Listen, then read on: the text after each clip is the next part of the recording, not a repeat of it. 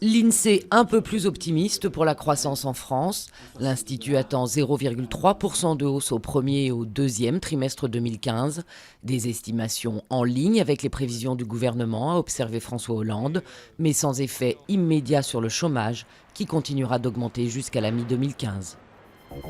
Le maire FN d'Ayange déclaré inéligible pour un an, en cause une somme non intégrée dans ses comptes de campagne, un manquement d'une particulière gravité pour le tribunal administratif.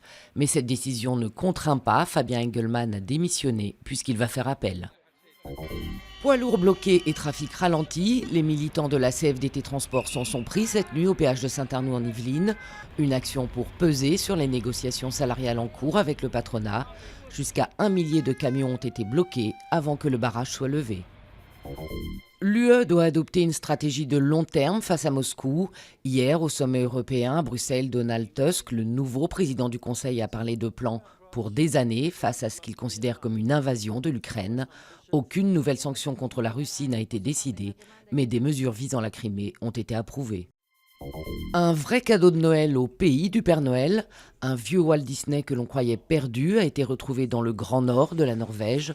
Ce film d'animation de Noël, le premier réalisé par l'Américain en 1927, sommeillait dans le fond de la Bibliothèque nationale.